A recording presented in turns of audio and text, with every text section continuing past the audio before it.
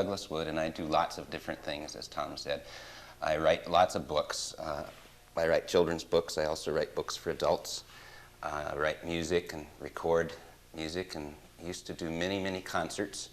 For a long time, I was a songwriter and a musician who wanted to be a writer. And now I'm a writer who plays the guitar once in a while. So the emphasis has changed. And I also guide, or have for many years guided, lots of wilderness canoe trips. Only guide for my son and our best friends now. And tell a lot of stories. And all the things that I do, all the different things that I do, I'm forgetting a few, I'm sure, have a central hub that these other spokes all radiate out from, and that's a long time love of nature and love of the earth. And so when I do programs in schools and the kids' eyes get real big when they introduce me and say all the things I do, I just tell them that really I like to spend time outdoors. And then I just write songs and music and tell stories and do books about the things that I have discovered or sought in the outdoors. And it's obvious that there are many kindred spirits here today, and people for whom a love of the outdoors is a real connecting thread. So everybody, my old friends who met me when I came this morning asked me what I was going to say, what I was going to do, and I said, I don't know. And I really didn't. So I like to get a feeling for the room and a feeling for who I'm talking to and what's already gone on today. And what I feel like is I would just rather sit where you are and keep listening to Dick and Sharon and Jim, because I've learned so much already and enjoyed myself this morning. So if I'm able to say anything that's helpful, I will be not only surprised but grateful. I'm going to start by reading a couple things to you, and then backtrack from there and talk about why I wrote them and what they meant to me. How many of you are familiar with this book? Anybody seen this book around? How many of you have actually read it? Good, then I won't read it. By the way, this is the new 10th anniversary edition of Old Turtle. And in case it looks a little different than it looked before, that's because it is a little different, only a tiny bit different. Old Turtle was published by Pfeiffer Hamilton Publishers in Dick's old hometown, Duluth. They published it in '91, and they maintained the rights to it and published it for a long time, for 9 years. And then last year they sold the rights to Old Turtle, Pfeiffer Hamilton being, at least in 1991, one of the smallest publishers in America. And then now it's owned by Scholastic Press, the largest publisher in the world. So it's been quite a journey for Old Turtle. And for those of you who are fans of Old Turtle and like Old Turtle, not only did Scholastic buy the rights to the book and reproduce this new beautiful edition, I'm writing 2 new stories about Old Turtle for Scholastic. I hope that I am. I think that I am. I've been contracted to do so, we'll put it that way. So that one was my very first book. Now, a couple of years ago, I wrote this one, and this is the one I do want to read you. How many of you have read this one? See, only a couple. And I don't care because I'm going to read it anyway. So this is a nonfiction story about my granddad and me. And if I were to trace where my love of things outdoors first began, it would be from the times I spent with my granddad. And when little kids ask me, what's your favorite book that you've written, Douglas Wood? Well, obviously, the newest book is always my favorite book. But other than that, this will always be a favorite. So I would like to share it with you today, and it'll help me get started on some things that I want to talk about. It's got beautiful pictures, and the artist of this book is named P.J. Lynch, and he's one of the best children's book artists in the whole world. And I was very lucky to not only to get him as an artist, but he lives in Ireland, and he came all the way across the ocean and spent a week with me here in Minnesota and walked on the same trails that my granddad and I walked on 40 years before, looked up some of the same trees, and photographed the same rocks. So it became a very special book. There are artists with whom I've done children's books that I have never met or even spoken to on the telephone, which I know sounds strange, but that's the way the children's book world works. The editor kind of keeps control of everything and keeps the artist and the author from conspiring together. But this book, I got to work with PJ. When I was little, my granddad was my best friend. Being with him always made the world seem just right. Granddad and I liked to go for walks in the woods together. We didn't walk very far, or very fast, or very straight. While we walked, I would ask him questions about things I wasn't sure of. Why is it, Granddad? I would ask, and what if, and does it ever? One day I asked my granddad about prayers. For a long time, Granddad was quiet. He didn't say anything at all until we came to the tallest trees in the forest. And then he answered with a question. Did you know, boy, he whispered, that trees pray? I listened closely, but I couldn't hear them. See how they reach for the sky, he said. They reach and reach for clouds and sun and moon and stars. And what else is reaching for heaven but a prayer? I thought about the trees and kept listening for them. And while I thought, I sat down on an old mossy rock. Rocks pray too, said Granddad. Pebbles and boulders and old weathered hills. They are still and silent, and those are two important ways to pray. I thought hard about the rocks. I picked up a pebble and stuck it in my pocket. We walked a little farther and came to a small stream. The water splashed and sparkled, and tiny fish hovered in the shadows. Do streams pray too, Granddad? I asked. Streams pray too, he answered, and lakes and rivers and waters of all kinds. Sometimes they pray silently, like the rocks. They lie still and calm, reflecting clouds or birds or sunsets or the first evening star. Sometimes they pray with movement, flowing across the face of the earth, giving themselves to the ocean, giving themselves to the sky, and beginning their journey all over again. Sometimes waters pray with laughter, chuckling to their friends, the rocks. And sometimes they pray by dancing, leaping into the air and falling back again. These are all ways to pray, said my granddad, but there are more. The tall grass prays as it waves its arms beneath the sky, and flowers pray as they breathe their sweetness into the air. The wind prays as it whispers and moans and sighs. It is singing a hymn and saying a prayer at the same time. A bird prays when it sings the first song of the morning, and it prays in that silent moment just before it sings.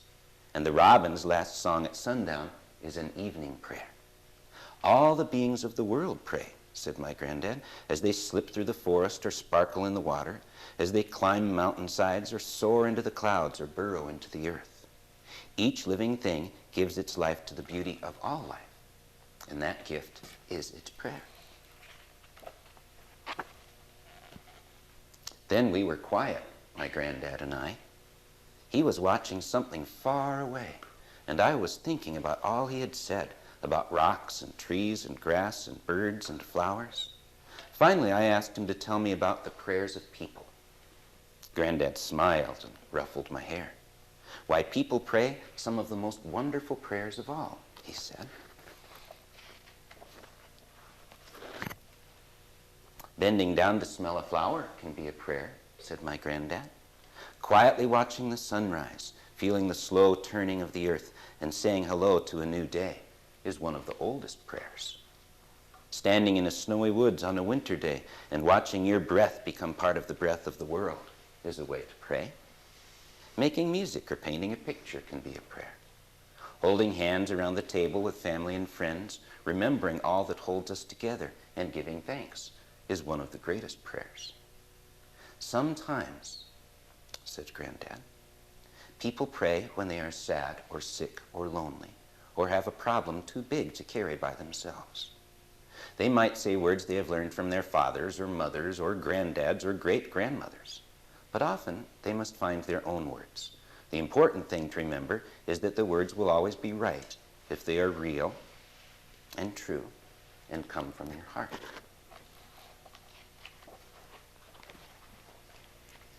We had walked far enough, and Granddad said it was time to go back.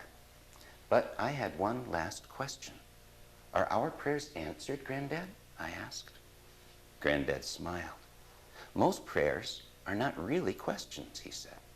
And if we listen very closely, a prayer is often its own answer. Like the trees and winds and waters, we pray because we are here, not to change the world, but to change ourselves. because it is when we change ourselves that the world is changed.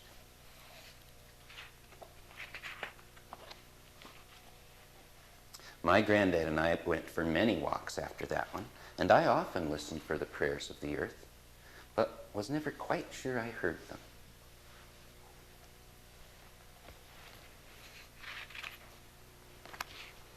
And then one day, my granddad was gone. And no matter how hard I prayed, he didn't come back. He couldn't come back. I prayed and prayed and prayed until I couldn't pray anymore. And so I didn't for a long time. And the world seemed dark and lonely without my granddad in it.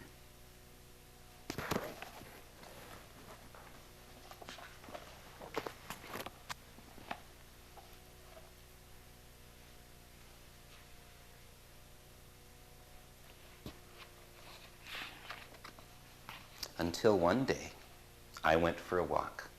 I found a big rock under some tall trees and sat down on it. Overhead, the branches swayed and a breeze whispered in the leaves. I heard a stream flowing nearby and a robin singing from a honeysuckle bush. And I heard something else, too, something in the sounds of breezes and birds and water. I heard prayers. The earth was praying, just like my granddad said. So I joined in. Thank you, I prayed, for tall trees and sweet flowers, for still rocks and singing birds, and especially for my granddad. And as I prayed, something changed, and my granddad seemed somehow near. And for the first time in a long time, the world seemed just right.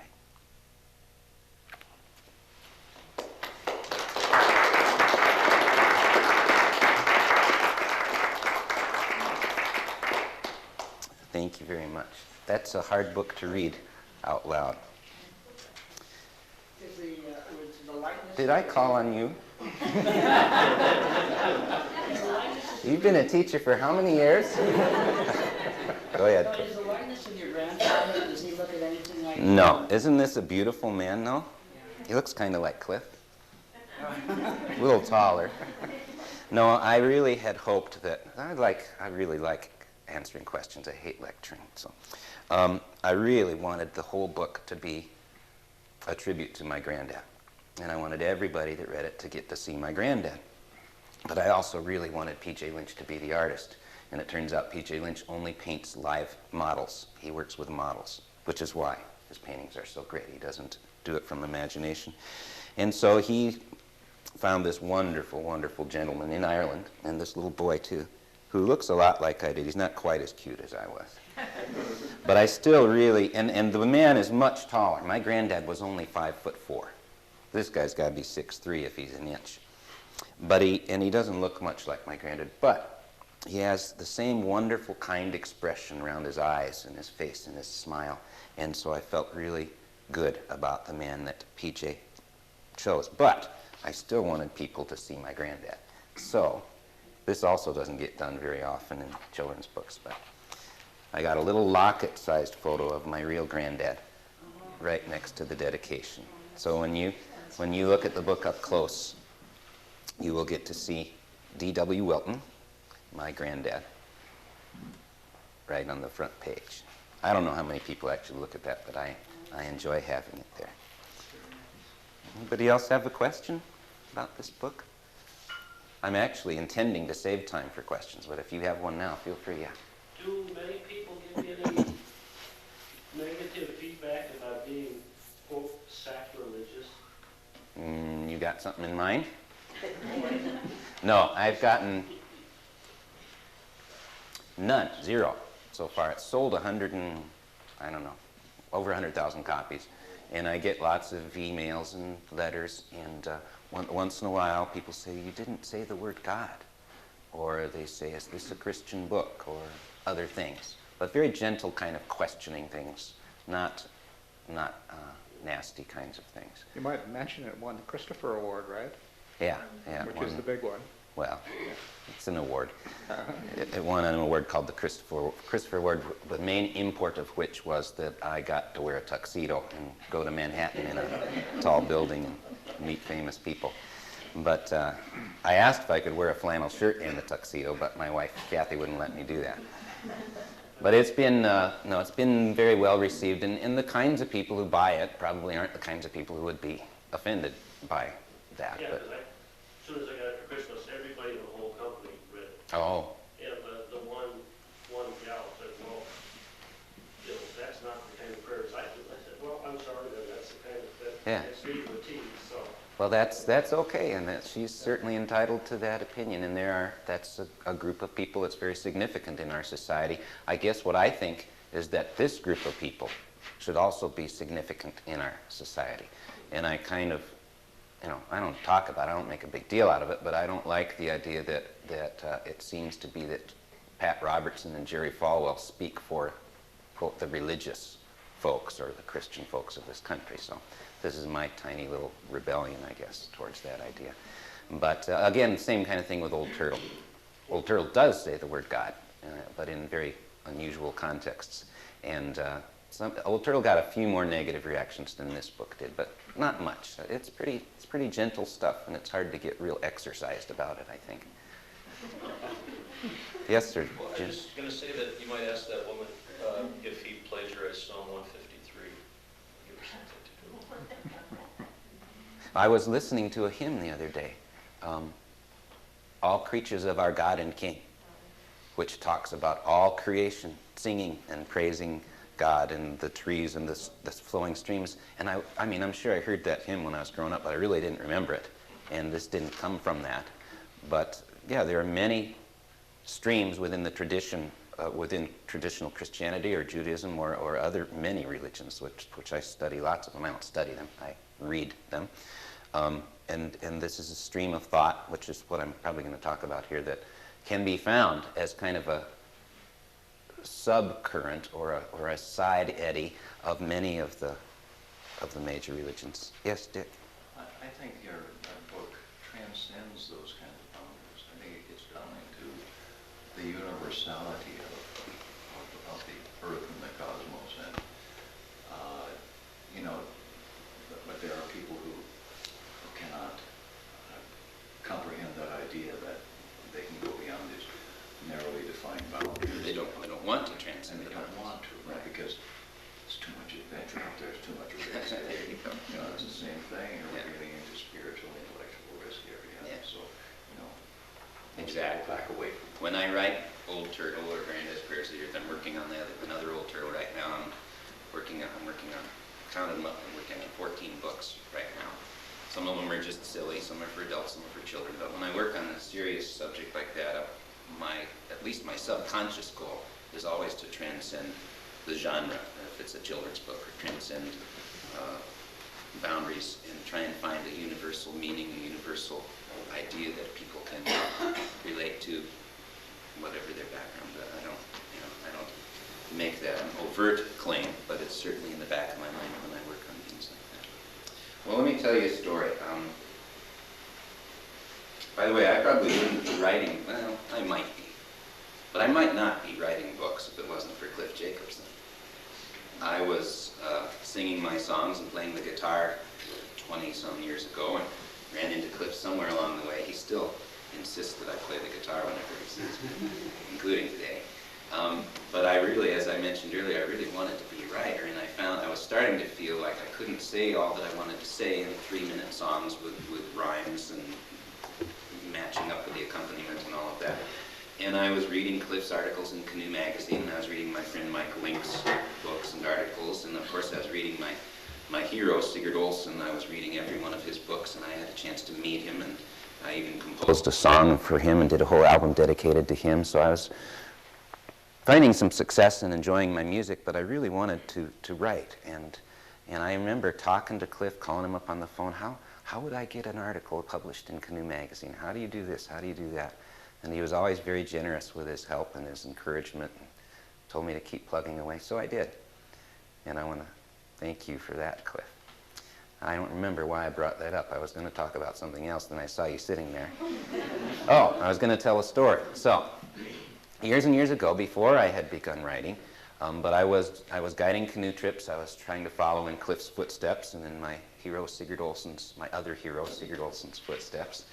And so it came time I wanted to do a solo trip because I'd spent so many weeks on the water and in camp with 8 or 9 other people. And people think, well, you go into the wilderness and you find quiet and solitude. If you're guiding a group of 8 people, you're not finding quiet and solitude. It's a 24-hour-a-day job. You're always on call. In those days, I had not thought of the idea of delegating chores to people, so I was doing all the cooking and all the wood gathering, and other people would sit around and watch me work, which they seemed to enjoy. But eventually, I learned to delegate a few things. But it came time for me I wanted to get away and have some solitude, and so I decided I was going to take a solo trip, kind of a vision quest kind of a trip. And I imagined just how it was going to be, and I knew that it was going to be wonderful, and I was going to have a fabulous time, and I was going to discover all kinds of neat things about the world and about myself. And I got out there on my solo trip and had a horrible time. I was lonesome. I was scared some of the time, especially when lightning struck a tree about 40 feet from my tent and split it in half. The weather was horrible. I went on a September trip knowing that there would be few bugs and hoping for beautiful sunny skies and 75-degree weather. It was in the 30s, and it was spitting snow and sleet, and the wind was out of the northeast 30, 40 miles an hour for the last 2 days. So I wasn't having a very good time, which made me even more sad that I wasn't having the kind of time I thought I would have, because I thought I would be very capable of enjoying myself alone in the wilderness. So it came time to paddle out after about, I don't know, 5 days or so. It wasn't a very long trip, which is part of the problem. I would have enjoyed myself eventually, I'm sure. But it came time to paddle out, and it was the worst day yet. The wind was howling out of the northeast. It was a mixture of rain and sleet and snow. And I remember paddling along the shoreline of, I don't remember what lake it was, but the wind was, I was not in the lee. The wind was coming off my starboard side, and I had my slouch hat pulled down low, and I had my wool collar pulled up high, and I was feeling very unhappy. And I paddled along, and I came under an overhanging spruce tree right along the rock shore, and kind of pulled under it for a second to get out of the weather, and I heard a little chickadee call over my head, and I didn't pay much attention to it. And then he called again, and then I began to register, and I looked up, and there was this little chickadee hanging upside down on a spruce twig, pecking at a little spruce cone. And then he flitted off to another twig and pecked at a spruce cone there, and then he sat up and sang, and then he flew somewhere else. And then I began to notice there was more than one chickadee. There was a whole bunch of chickadees in that spruce tree. And all of a sudden I just sat there and just kind of just watched them. And I didn't intellectualize it, but there was a kind of an unspoken question in my head, which was, I wonder whatever happens if a chickadee gets depressed. And then I realized, well, I don't think I've ever seen a depressed chickadee. Not that I would know if I did, but they don't seem depressed, the ones that I've met. And I've met a lot of chickadees. And I kept thinking about it, and I kept sitting there, and by the time I paddled out from under the spruce tree, I wasn't feeling quite so bad. And for a long time after that, the chickadee, metaphorically speaking, kind of rested on my shoulder. And whenever I was going through a rough patch, not necessarily in the woods, but just in life, the chickadee would be there to sing or to whisper in my ear, kind of a little talisman. And it was a very private, personal thing. I didn't tell anybody about it. And a number of years after that, I was at a friend's house, Jim Fitzpatrick's house. He's the director of Carpenter Nature Center, Tom's foe. No, just kidding. And as I often do, I migrated to the bookshelves of whose ever house. If I ever come to your house, I'll check out your bookshelves too. And there I found a book, and it looked interesting to me, and I pulled it out, and I just flipped it open by chance to a page. And there was a legend. And it said that long, long ago, in the days of the grandfathers, when the human beings, this is a Lakota legend, by the way, the human beings were new upon the earth, and they didn't really know how to live. But they learned from their their friends, the cedars and the other herbs and plants and the other animals. And they began to do well and to thrive on the earth. Well, meanwhile, the evil powers were looking down, and the evil powers were very unhappy to see how well the human beings were doing, which you would be unhappy too if you were an evil power. That's not what you want to see. So the evil powers decided that they would send cold and rain and storms and prairie fires and hardships and disease and drought and all kinds of things upon the earth to try and break the spirit of the human beings. And they did send all these things to happen on the earth. And after a while, the evil powers wanted to know how the human beings were doing, and they couldn't really tell because of the smoke from the fires and the clouds from the storms. So they decided to send down a little messenger to check and find out how the people were doing. And they called the chickadee into their lodge. And they told him his purpose and sent him down to the village of the people. And when the chickadee arrived, he was greeted with honor and was given food and refreshment in the lodge of the people, and then was asked the purpose of his visit. And he told the people why he had come and who had sent him. And the human beings said, we will have counsel and formulate our reply and then come back and tell you. So they did. They went away and they talked, and they came back and they told the chickadee to go back and tell the evil powers that the human beings were still alive and hopeful and ever would be. And no amount of discouragement or stress or hardship or disease would ever break their spirit. They would always remember the goodness of life and the beauty of the earth. And that, of course, is the message that the little chickadees of the world have been proclaiming in all the spruce trees and cottonwood trees and oak trees ever since then. I like that story. And when I read it, I got goosebumps literally up my back, because I realized that someone in another culture who spoke another language and had a different background long, long, long ago had had exactly the same reaction and same feeling about chickadees as I did. And that was when things began to sort of coalesce for me, and I began to look for similarities among cultures and among spiritual traditions, and realizing that there was this common thread, the way human beings react to the natural world. Sometimes they're named Jesus or Muhammad or Siddhartha, and they sit under a tree or in a cave or go into the wilderness, into the desert for 40 days and nights, and they have experiences. And then because these are serious people and they feel connected to other people, they bring back what they have discovered and learned. And then we try and live off of what they'd learned for 2,000 years. Instead, perhaps, of having our own experiences or listening to our own chickadees or sitting under our own Bodhi tree or spruce tree. But there are these currents through human thought that transcend particular traditions and particular denominations and particular languages and particular ways of dressing and particular dogmas. And they are out there. There are people in all times and places who have felt a kinship to wild things and wild places and have known that in order to find our true selves, we need to have a mirror to see ourselves with. And the best mirror anyone's found, it seems, is the wilderness or wild places. Long time ago, a guy named Origen, one of the early Catholic church fathers, said, "Thou art a universe in miniature. The sun and the moon are within thee, and also the stars." It was before they knew what the universe was, or what a solar system was, or what stars were. But he sensed this truth. In the 12th century, Saint Bernard de Clairvaux said, "Believe one who knows. You will learn more from woods than from books. Trees and stones will teach you what masters never knew." Walking Buffalo said, "I have learned a lot from trees, sometimes about the weather, sometimes about animals, sometimes about the Great Spirit." William James, a great 19th century thinker, one of the first psychologists, said, "The universe is wild, as game-flavored as a hawk's wing." And when I think about why wilderness, and why should we worry about maintaining a few tiny relics of original forests? Why should we maintain an area like the Boundary Waters or Quetico Provincial Park.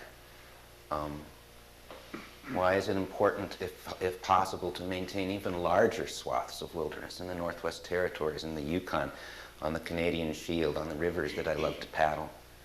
What does it matter? Why is it important?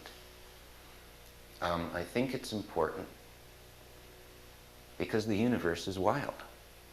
And if we don't maintain wildness and our connection to it on our planet, the place where we are in the universe, if we don't experience wildness, then we're living in a kind of like in a room full of Carnival House mirrors, where we only see our own reflection distorted in our own artifacts and our own creations, and we live inside our own heads and inside our own dogmas.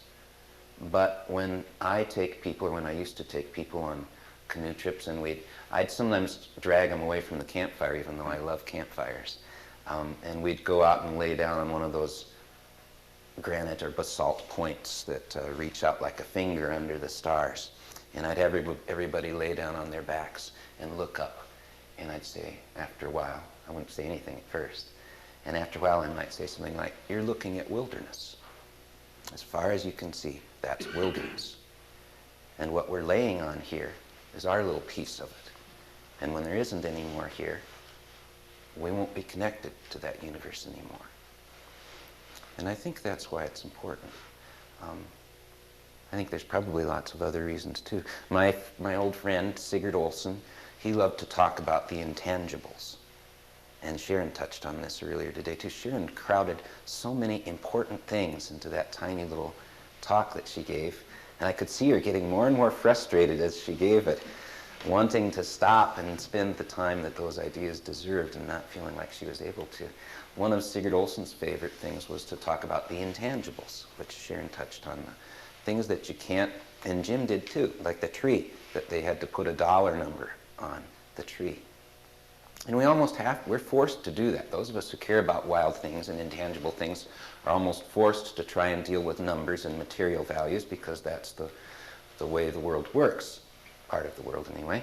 And Sig liked to talk about intangibles. He loved to talk about the intangible values of the sound of duck wings over a wild rice bed.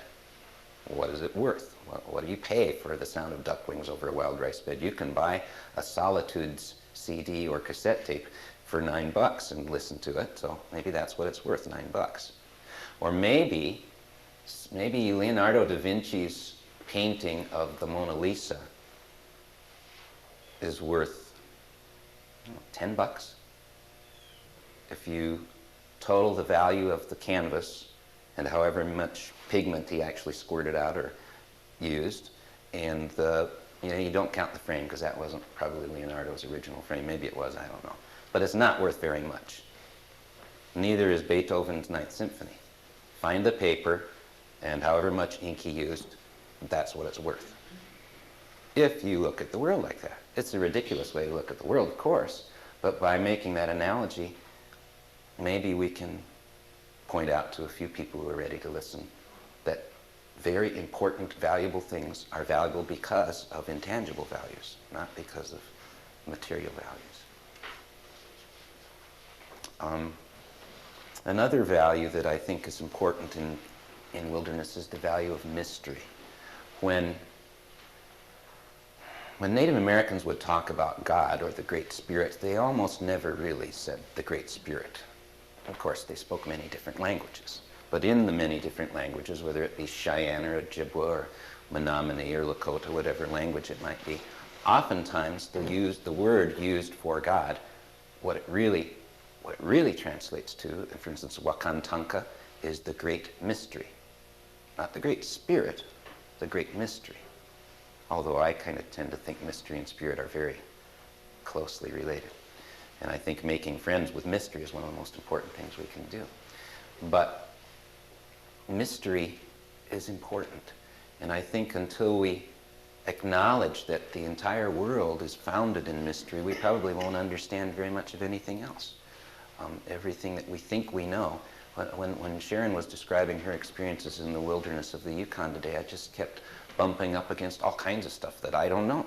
Same with what Jim was talking about in the original forests. Sharon's idea of the person being a fluid moving through a film or a screen of fabric. I've never thought of that before. And that might be a real good metaphor for how we move through the wild world. It's something really good to think about. But then, once I think about that, then I bump into other areas of mystery that I don't understand. It's like there's a pie, you know? There's this big pie, that's the world.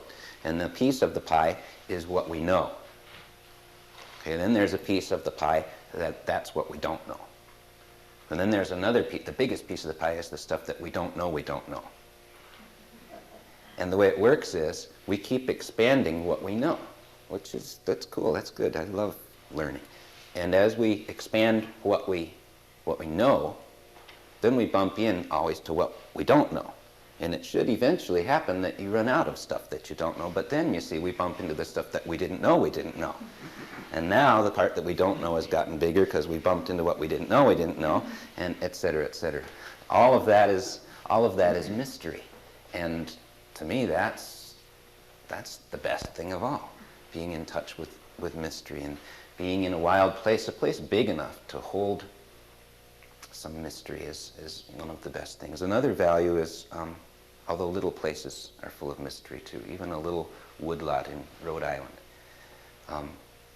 Another value I think that's important to us in terms of our human spirit, and see, I think the thing says I'm supposed to talk about wilderness and the human spirit. What's wilderness? Well, we could all talk about that the rest of the day and not reach a concurrent solution. But that's easy compared to talking about what's spirit. I'm not going to tell you what spirit is. That's for you all to think about yourself. So I'm talking about two things that I can't even define. But we'll assume that you're already aware of that. And if we're talking about wilderness and the human spirit, I think another value that pertains is harmony. And if you begin to recognize mystery and make friends with it, then you can perhaps begin to achieve harmony. An old friend of mine, Joseph Cornell, who wrote a book called Sharing Nature with Children, he said it's really simple. When you're not in harmony with the world, you're like an electric iron that's not plugged in.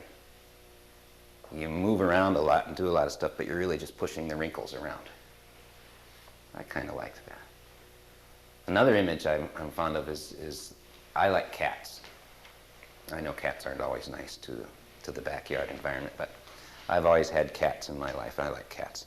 And if you know anything about cats, you'll understand this idea. If you wanted to have, not harmony, what would the word be? Unity. If you wanted to have unity, you could take two cats and tie their tails together, and you'd have unity.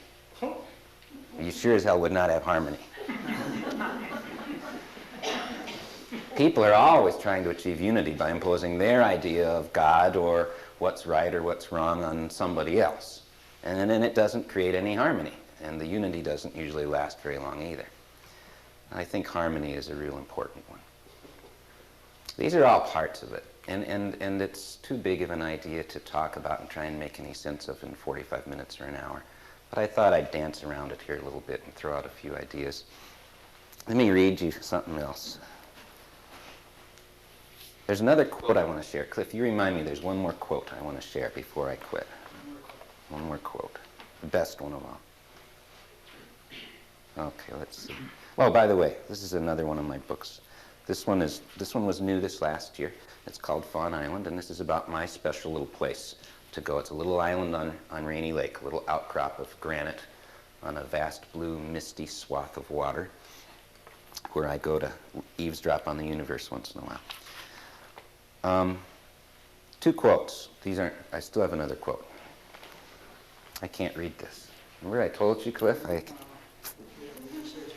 Doggone it. It's my own book. I should memorize it. It is nature's cry to homeless, far-wandering, insatiable man. Do not forget your brethren, nor the green wood from which you sprang. To do so is to invite disaster. That's from Lauren Isley. And here's the second quote. They go together. Nature, Mr. Allnut, is what we are put in this earth to rise above. Katharine Hepburn to Humphrey Bogart on The African Queen. There are two basic ways to behold and encounter the natural world. One is to hold it at a mental distance, to use it, ignore it, admire it, fear it. The other is to identify with it. The first mode is predicated upon seeing nature as essentially stuff. Pretty stuff, picturesque stuff, dirty stuff, scary stuff, valuable stuff, worthless stuff, living stuff, dead stuff, itchy stuff, smelly stuff, but stuff. The second mode sees nature as a mysterious lyrical realm, pregnant with meaning, inherently instructive and metaphorical to us who are a part of it. In the first view, nature is full of its. In the second, it is populated by thous. The first approach is very popular and has been, by many measures, hugely successful. The second approach is no longer very popular.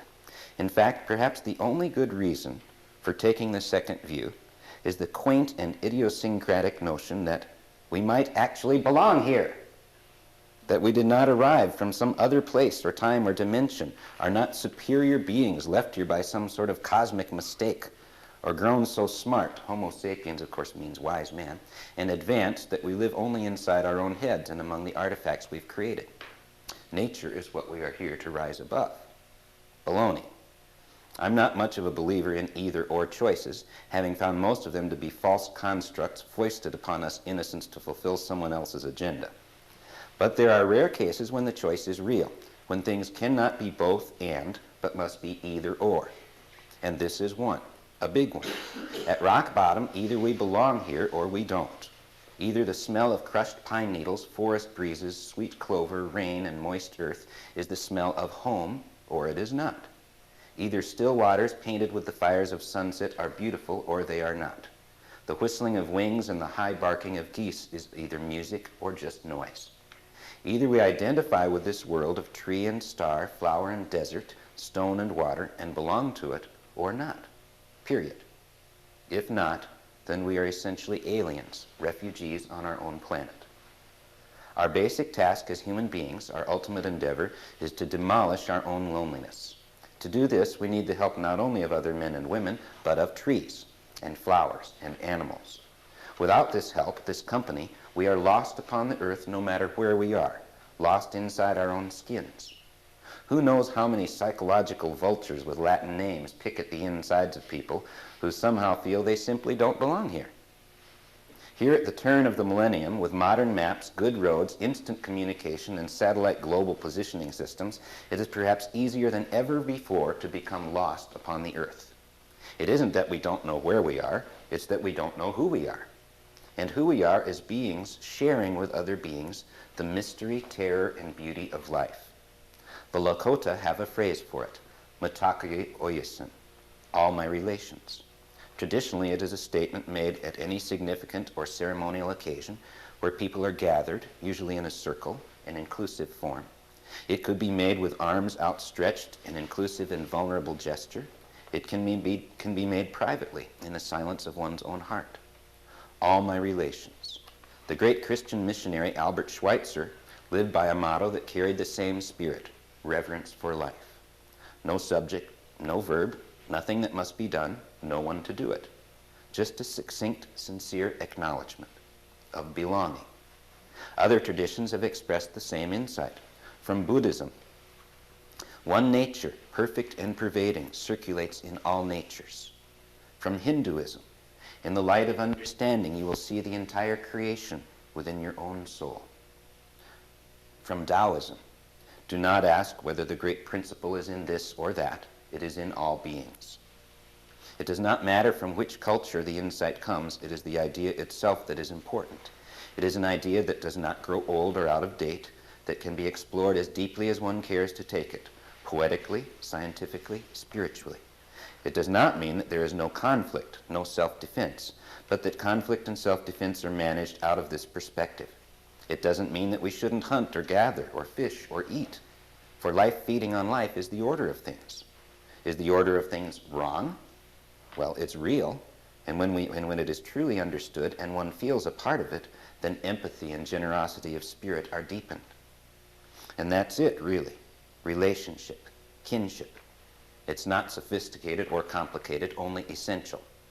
Surrounded by the fragrance of the forest, the stillness of rocks, the movement of birds and wind and stars and planets, it seems obvious, clear as day, that everything has a lesson, a suggestion. Everything that hums or buzzes or flies or crawls or blooms or grows or stands still can be a teacher and a teaching, a part of any decent education, a relative. To think of the old cedar tree beside my island trail, not as a tree, but as grandmother cedar, is to somehow paint the world in warmer, brighter colors, to actually transform the world through the sympathy and imagination through which I perceive it, and then to walk around in it, to belong in it. I don't have to do this, of course. I can make the other choice, the more conventional choice, and walk around lost in a world full of stuff. But in that world, people behave as if they have no relatives, and the stuff has no meaning, and neither do I. Well, I wanted to share one other quote with you, and then if we have time for questions, I don't know, maybe my time is up. Got a song. A song? Cliff. Okay, I'll do the song first. I don't know if I can remember all the words to the song.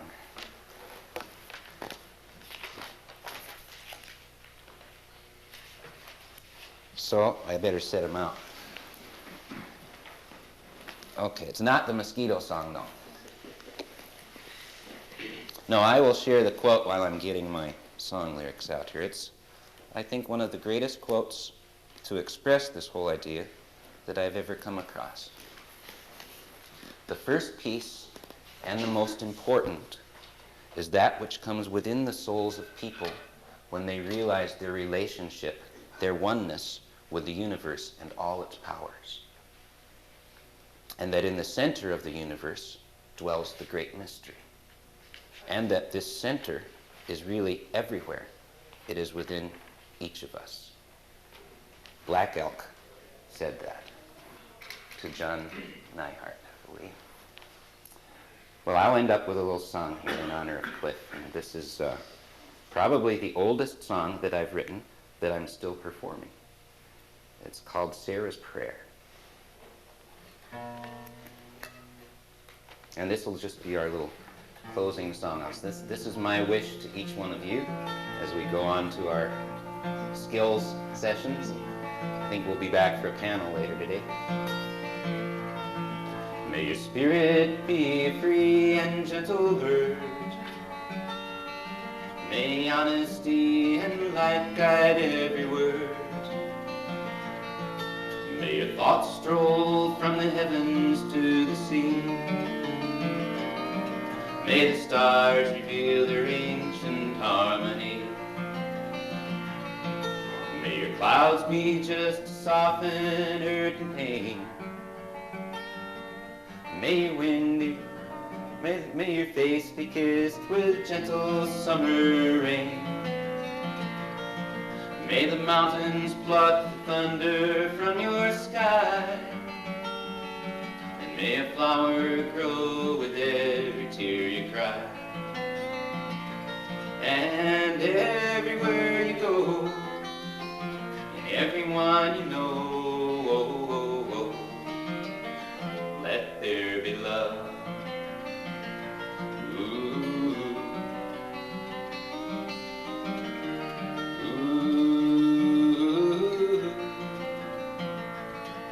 May your windy winter nights be safe and warm.